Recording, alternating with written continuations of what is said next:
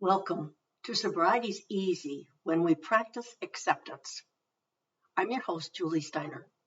It can be difficult to accept that we need to stop drinking and that we have no control over it because it's probably become a big part of your life. It seems odd that this substance can alter my mind so much that my behavior while under the influence is unrecognizable. This is especially difficult because we have little or no memory of the negativity that others have witnessed due to the blackouts. Acceptance is a complex concept that I'll cover in multiple podcasts. If you're accepting an abusive past, possibly because the abuser is still in your life, then forgiveness may be required during the acceptance process. You may also need or want to forgive yourself for the role that you played in creating current negative circumstances. It's crucial to accept today on today's terms. Things and people may change another day, or they may not. You want your peace to rely on your acceptance. I've only covered the first step in these podcasts, which doesn't mean you haven't found your higher power. That's the work of step 2 and 3. Having God in my life has made acceptance easier. Rather than an abstract concept, acceptance has become an act of love. Love for myself and love for others as human beings, rather than a compilation of the behaviors that harmed me and mine. I do my best to see the Lord in everyone. In my therapy practice and among my students, I encountered people who killed others, who raped children, and showed nothing but hatred in their lives. By accepting them rather than judging them, I was able to find ways to help them alter their perspective on life and their behavior toward others.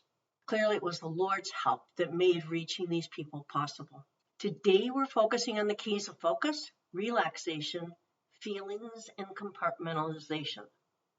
In another episode, I will address forgiveness and our higher power's role in acceptance. If you wrote the goodbye letter to alcohol that was suggested in episode 6, you most likely became aware of the extent to which alcohol had weaved its way into your life, creating chaos and distrust, betrayal, and confusion. The evidence of your lack of control is clear.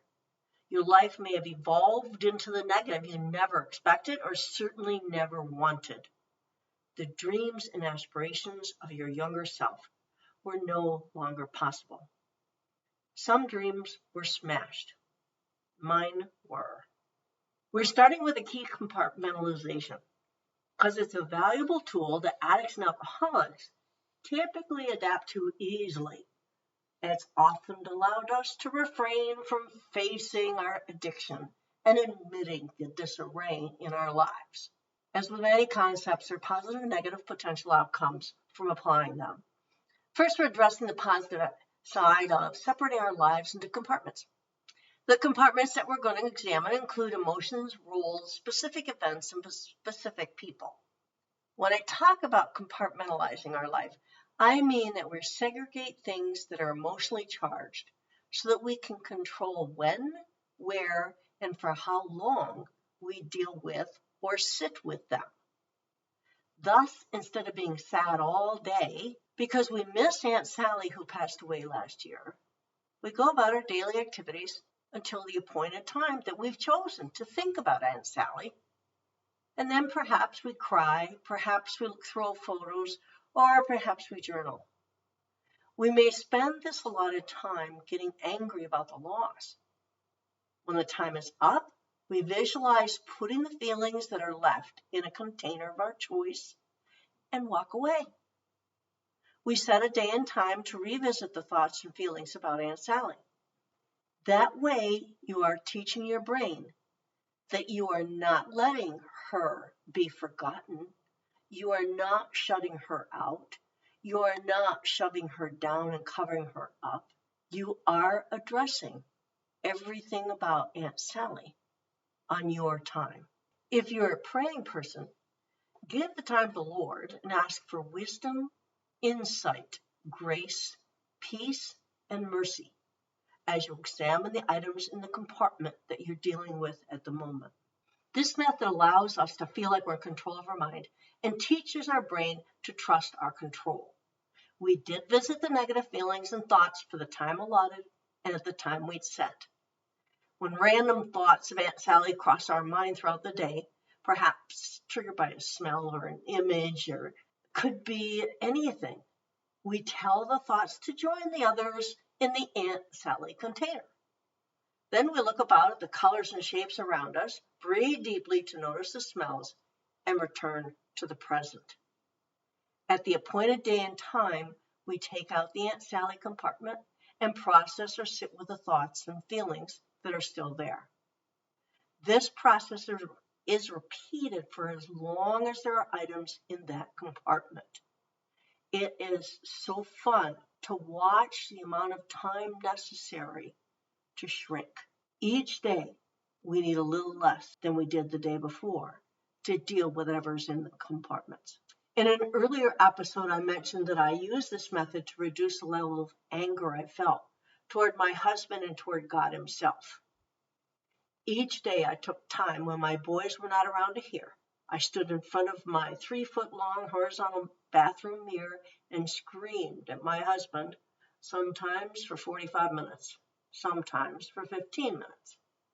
I honestly expressed my anger at God for allowing the abuse I'd suffered and allowing the losses that my sons and I were facing.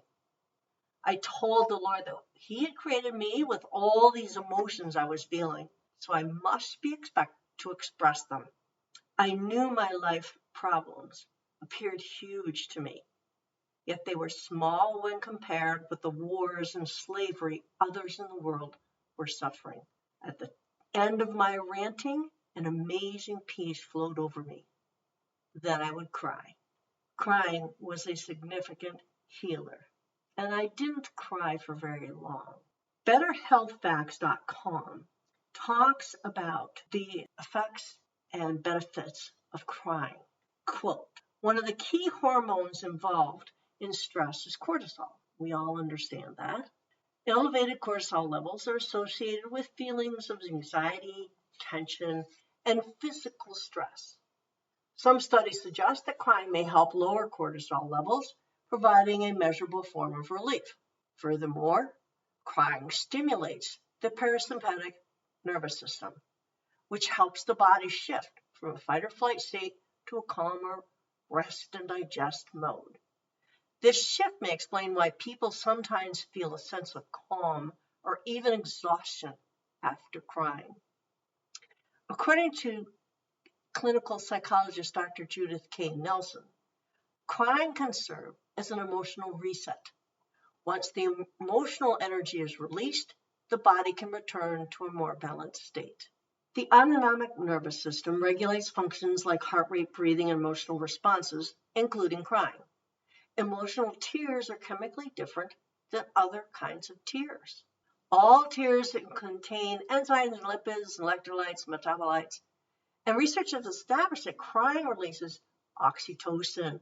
We all know that as the cuddle hormone, and endogenous opioids, also known as endorphins, out of our bodies. These chemicals help ease both physical and emotional pain. In other words, our bodies are trying to be balanced, and we have a biological system working for our benefit unconsciously to stabilize our nervous systems. Acceptance offers us energy to examine options and move forward. An exercise we practiced when I worked as a therapist in a treatment facility was to have patients tie a rope around their waist and then attach various books and suitcases to the rope, representing the things that they have not accepted, thus not let go of. When the patient found acceptance for one of the particular items, they took that item off of their rope. They no longer needed to carry it, so they had more focus and energy for the steps in front of them. That bit of freedom gave them encouragement to let more of the items go. Are there things that you are carrying? Ask yourself the following questions. There are 3 of them. 1, is there anything that I would think about several times a week that I have no control over? Is there number 2, Is there something that I frequently turn over in my mind, like a Rubik's Cube, attempting to solve or change something about it? Number 3, is there something that I've not let go, I have not been able to change due to outside circumstances or your own bad habits for which you feel regret? Example for this one, I have medical issues, and medications caused me to gain over 50 pounds within a few months. When I finally was able to exercise and move enough to burn calories beyond what I was ingesting, I needed to accept my unwanted excess weight so I could focus on how to get stamina and strength. Of course, I prayed. I researched exercises that would not harm my shoulders, knees, or hips, since I'd been immobilized more than once in the past few years by trainers and my own pushing to access movement that harmed these areas. To my delight, I found several videos of exercises that targeted strengthening the areas that I needed help with. Each day, rather than allowing myself to be disappointed or regretful about my size, I expressed gratitude for the ability to perform the movements I found.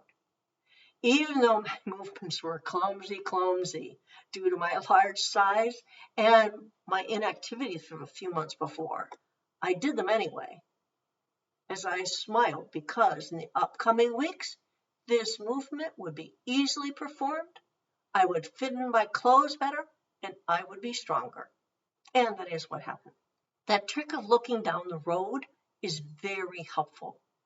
I tell myself, each day that I do this exercise, I'm adding to work I've already done. I'm one day closer to my goal of being healthy and strong. And you can use that for so many different things. At the end of each day, thank your higher power for a day of being alcohol-free. Feel that wonderful thought of facing challenges and enjoying life more fully, because being alcohol-free meant you were more present. Remember, it does take a couple of years for the fog to completely lift so you can think clearly. You'll experience bits of being able to think better from day one. However, like physical exercise, it takes time to experience the full benefit of a clear, positive mind. And like exercise, you need to continue working on it to maintain that clear thinking. After journaling about the 3 questions just posed, relax and do what's in front of you. You may develop one compartment for a person who has or continues to harm you, a compartment for your job that's stressful, a compartment for your finances, one for your regrets, one for your grief, one for your anger, one for your fear, one for your anxiety. There's no limit to the number of compartments you can have. What I like to do is open a compartment when I think it is time to address or get involved with the contents of that compartment. This allows me to focus on what's in front of me because my brain is comfortable with my current space between me and the things that are in the compartments. I am safe. When I was a new single mother, working was required, not optional, to provide my son's daily needs. While performing research on my job, each time a concern about the nanny or my son's health, whether the weekend expectations would be met or anything else, I could send the thought to the appropriate compartment and return to my work. I was free to engage fully with others, even though my life was in turmoil. Once my workday was done, I put my thoughts and feelings about work in a compartment and accessed the compartment for the boys, dinner, and my home life. It kept things simpler. At AA meetings, Alcoholics Anonymous meetings, I could access the compartments I wanted to talk about without allowing anyone to cross my boundaries by attempting to access compartments that I wasn't prepared to share.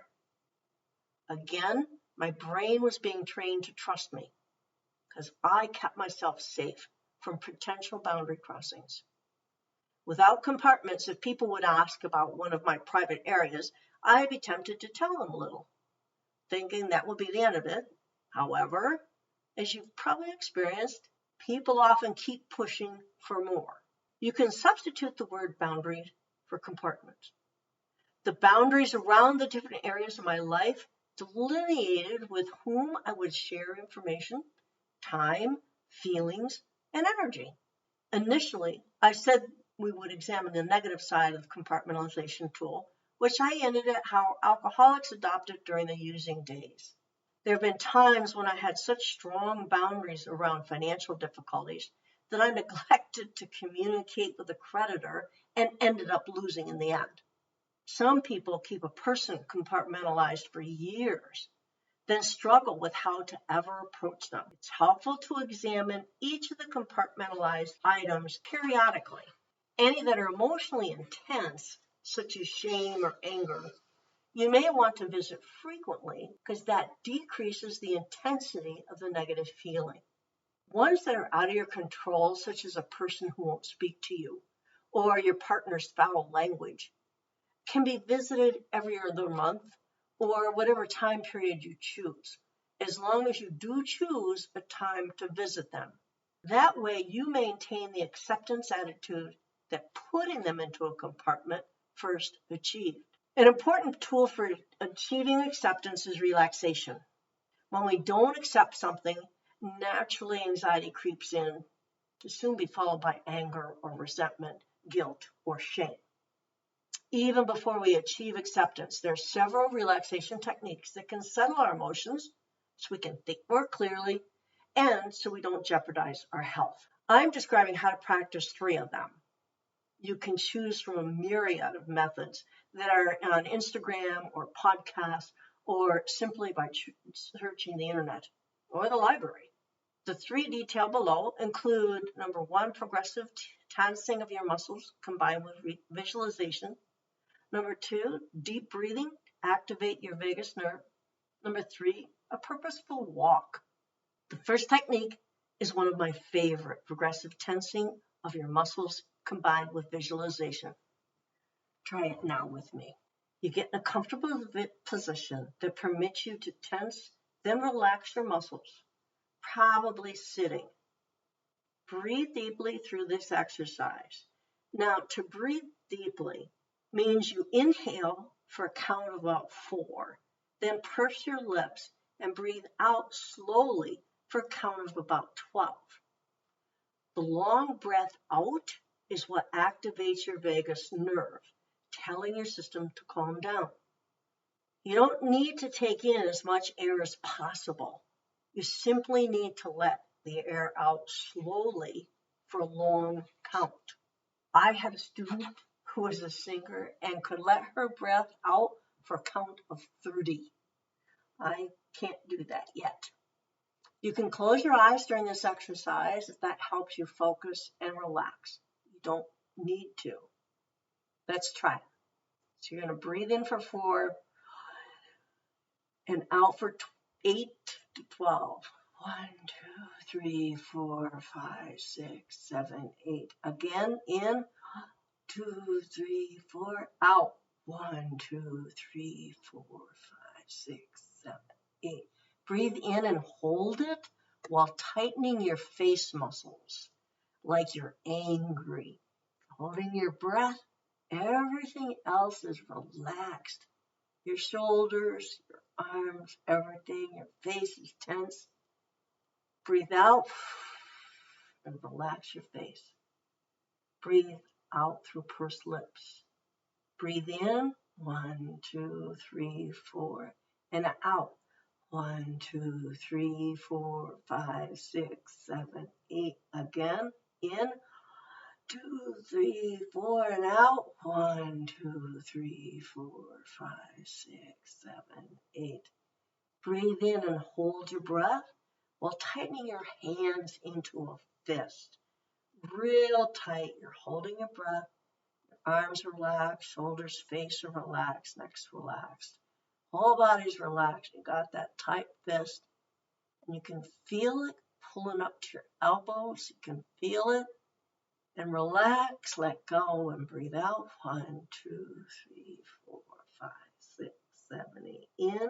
1, 2, 3, 4, and out. 1, 2, 3, 4, 5, 6, 7, 8, and in again. 2, 3, 4, and out. 1, 2, 3, 4, 5, 6, 7, 8. Breathe in again and hold it. And this time you're pushing your shoulders up to your ears and holding your breath. Everything else is relaxed. Your arms are relaxed, your face is relaxed. Everything's relaxed, but your shoulders are up to your ears. You're holding your breath and you release it. 1, 2, 3, 4, 5, 6, 7, 8. And in. 3, 4, and out. 1, 2, 3, 4, 5, 6, 7, 8. In and hold it. And this time, you're going to pull your stomach in as tight as you can. Pull that stomach in, holding your breath. And it's like you're putting on those skinny jeans. It's in there. You can feel the burn. Yes, you can feel that. Everything else is relaxed. Your shoulders, your face, your legs, everything. And release. 1, 2, 3, 4, 5, 6, 7, 8. And in. 1, 2, 3, 4. And out. 1, 2, 3, 4, 5, 6, 7, 8. Again. 1, 2, 3, 4. And out. 1, 2, 3, 4, 5, 6, 7, 8. In. And you're going to hold it and tighten your thighs. Tight, tight thighs. Your stomach, your shoulders, your arms, your face, everything else is relaxed. But your thighs are really tight, tight, tight. And hold your breath. Tight, tight. Release, relax. 1, 2, 3, 4, 5, 6, 7, 8. And in. 1, 2, 3, 4. And out. 1, 2, 3, 4, 5, 6, 7, 8. Again. In. 2, 3, 4. And out. 1, 2, 3, 4, 5, 6, 7, 8. Again. In. 1, 2, 3, 4. And out. 1, 2, 3, 4, 5, 6, 7, 8. In and hold it. And you're going to curl your toes. Your entire body's so relaxed. Your toes are tight. You're holding your breath. Curl those toes and you can feel that. You'll start to feel it. It'll come all the way up your calf to your knee. Feel that tension. And everything else, your shoulders and everything is so relaxed. Breathe out and release. 1, 2, 3, 4, 5, 6, 7, 8. Breathe in and out in the same fashion while you get an image of a wonderful, relaxing place. What is one of the most relaxing images you could have? It can be a place and you're there. You can be alone. You can be with other people. It could be an object that just makes you feel at peace. It just is wonderful. This exercise will be evident to you, the results of it, in a few weeks if you practice this every day. Practice this technique and have that same image visualized at the end of your tensing and relaxing with the deep breathing. After a few weeks, that image will be connected with that relaxation state. You've classically conditioned your body to be fully relaxed when that image is in your head. When let's say you're driving home from somewhere and the traffic is horrible and people are just acting crazy and you're getting real anxious, you get that image in your head and all of your muscles relax, and you will be able to handle what's going on around you without being stressed. It is so effective. I really hope you'll give it a shot. The second technique is simply deep breathing. You take several deep breaths. Breathe in for a count of 4 to 6, then breathe out as long as you can. Typically, I breathe out for 12. Repeat that 5 to 10 times. Any racing thoughts, or anxiety ought to vanish. And again, it's just amazing how well it works. Now, we're using these relaxation techniques to handle strong emotions that can be associated with items we're working on accepting. When we can calmly practice acceptance, we're able to think more clearly.